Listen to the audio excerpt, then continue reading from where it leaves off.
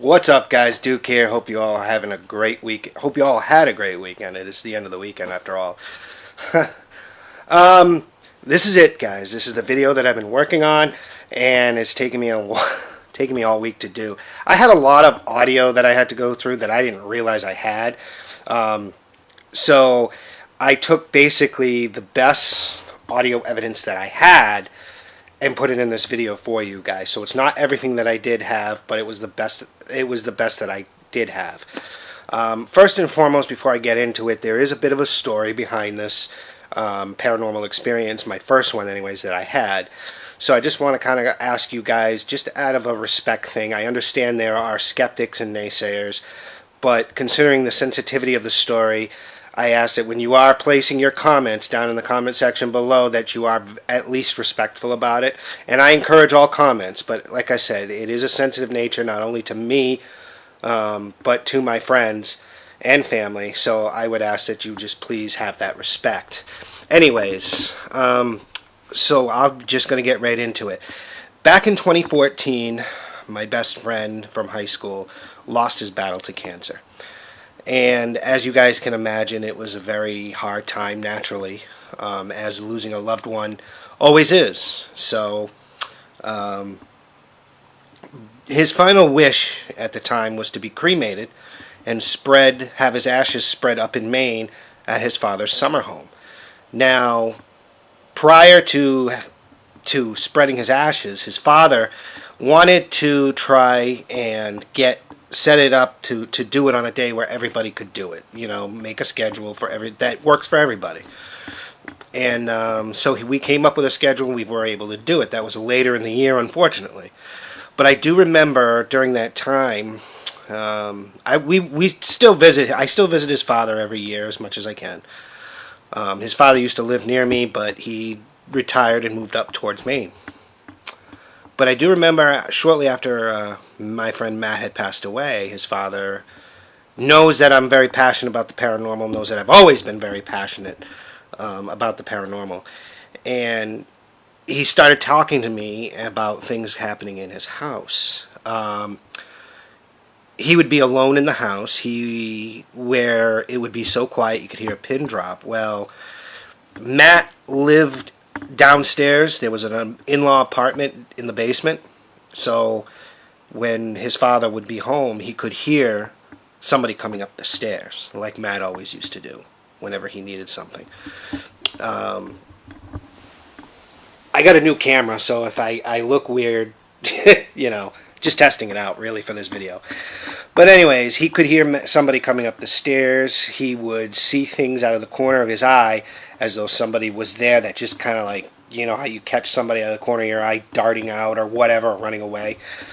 He would catch that kind of stuff.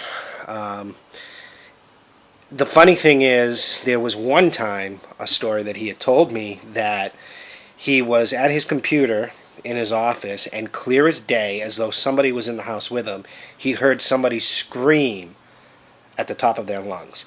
Scared the ever-loving crap out of him. He went running through the house looking, thinking somebody was actually in the house. That's how loud it was, he had said. So that prompted me to want to do a paranormal investigation in the house.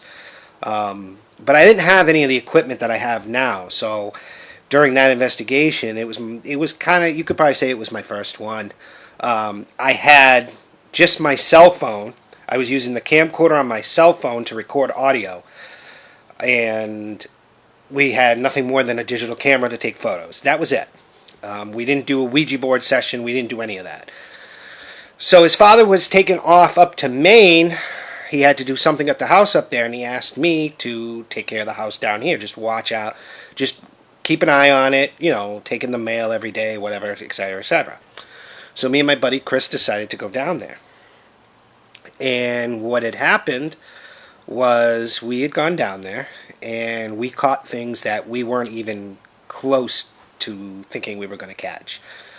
Now, this is all mostly EVPs. I did catch one photograph that I can't explain, but I'm going to go into what I feel it is. But anyways, this first EVP has got to be, it's me and Chris. And it has got to be the most clear EVP I have ever captured to this day. So I'm going to let you guys listen to the audio, and then I'll discuss what I feel it is. But here's the audio. Tell me what you guys think. Say hi. Come on, man. All we want to know, Matt, I know deep down you're here. I know basically you are. is that if you're okay. A lot of us are all worried about you. What? Fuck, I should have snapped that. What? What did you see? You fucking... It's not there no more. What did you see? I snapped it. What did you see? Talk to me. Before I hit this, you know I was hitting that button? Yeah. You wouldn't believe me. Talk to me. Come on, that's what we're here for. I saw a silhouette of his legs and everything, like silhouette right here. But this is before I snapped it, so I was like, well, you gotta be shitting me. So in that first audio recording, you clearly hear somebody saying mine or mine, just like that. And the funny thing is about that EVP is that Chris was witnessing something happen right in front of his eyes. He clearly describes what he saw was an apparition forming in front of him. He tried to get this captured on photo. He was unable to get it captured in a photograph. But as he was taking, right after he took the photo, was when we captured the EVP. In my personal opinion, I'd have to say that is clearly a Class A EVP, an intelligent response to what we were witnessing. And like I said before, that is got to be the most clear EVP that I have ever captured to this day. This next piece of audio is actually a continuation of the last piece of audio. What we were doing is, it was shortly after Chris had witnessed the apparition forming that I had taken my phone. Like I said, I was recording on my cell phone audio. So during the audio session, you're going to see flashes from the digital camera. We weren't concerned with the video aspect of it. We were only concerned with the audio. Like I said, our cell phones were the only things that we had to record audio. I had deliberately held the phone away from me on purpose, only because I wanted to see if we could capture anything clear without us talking in the background. And when I did that, you're going to hear what I feel to be my name being said. That's what I'm interpreting it as. If you guys listen to it and hear something different, by all means, let me know in the comments below. But here we go with that audio. Just keep going. I'm trying here. Matt. We miss you, man. I hope you know that. We really miss you.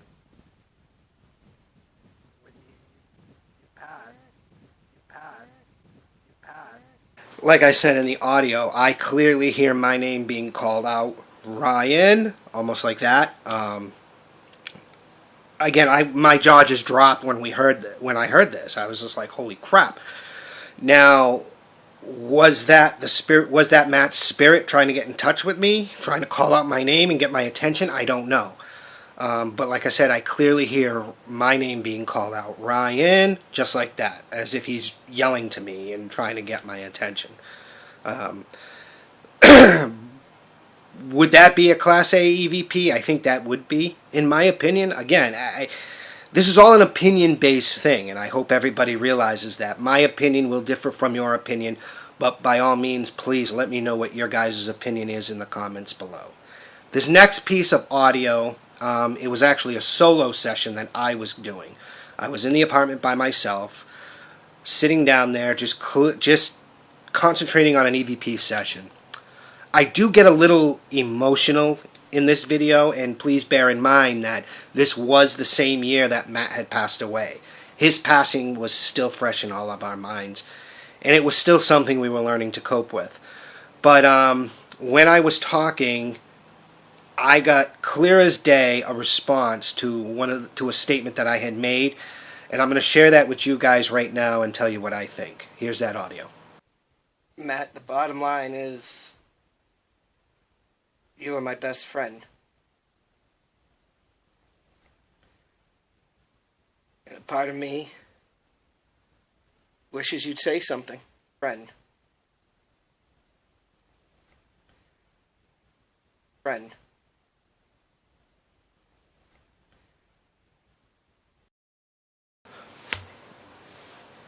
Now, I clearly heard a thank you in there when I had said, Matt, bottom line is, you were my best friend.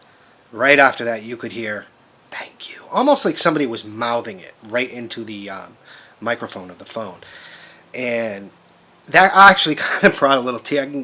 Kind of it gets me choked up right now just talking about it. But that actually started to bring a tear to my eye when I had heard that audio clip. And I have to admit, it was something that I never thought possible of catching. And to this day, like I said, this is some of the best evidence that I've captured to this day.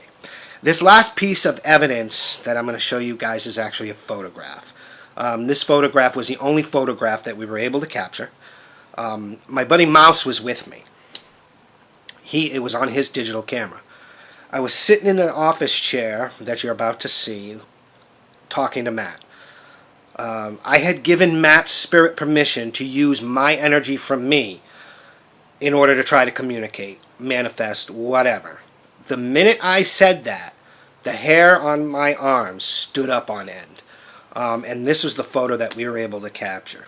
In the highlighted area of the photo, you can clearly see the anomaly or an orb, depending on how you want to classify it. Now, understand that, I completely understand that looking at this photo, my first thought, and probably your first thought if you're a skeptic, is that the flash of the camera reflected off the TV. Now, if you look at the photo that was taken back to back, you will clearly see that that anomaly is not there anymore. And again, I gave Mouse instructions if he was going to take photos to take at minimum 2 photos back to back, so that if something did get captured in a photo, we had something to back up the fact that this wasn't an accident. This wasn't something that we just happened to catch. It was something paranormal, because in the second or first photo, regardless, it's not there. And that was the best part about this evidence. Now, when you zoom in on this anomaly in this photo, it's almost like a translucent ball of energy. That was the astounding part of it. Again, we didn't think we were going to capture anything like this. I did have Mouse take multiple more photos to try to recreate this in case it was the flash on the camera just reflecting off the television set behind me. But we couldn't recreate this photograph no matter how hard we tried. But there it is, guys. My first paranormal experience, along with the evidence I gathered. Does this say that Matt, excuse me, does this say that Matt's spirit was haunting this house? I can't say yes for sure. We did get a bunch more EVPs that are very hard to hear. And I had a lot of audio on this one. So I knew that if I tried to put it all in, this would be one hell of a long video. So I just chose the best pieces of evidence that I was able to gather to put in this video and share with you guys. This experience prompted me to want to really get into paranormal investigating. And that's why I went out and I invested in some equipment. I've got a lot more equipment than most probably do as far as amateur paranormal investigators go. But paranormal investigating is definitely not an easy thing to do, especially in this day and age, but I am determined to do it. I wanted to create sort of a series for my channel for you guys and put it in a format that would, at the very least, be entertaining to you guys as well, which is why I've held off on posting anything that I have. I have 2 episodes filmed. I plan on filming a 3rd and a 4th one, and I kind of want to do it in seasons and see how it comes out, see how you guys enjoy it. Hopefully you do. But that's it, guys. Thank you so much for your support. Thank you so much for watching this. If you enjoyed this video, hit that thumbs up button. Leave your comments down below. Don't forget to follow me on Twitter and Instagram. Those links will be in the description box below. Subscribe for more content, guys. And as always, I'll catch you on the flip side.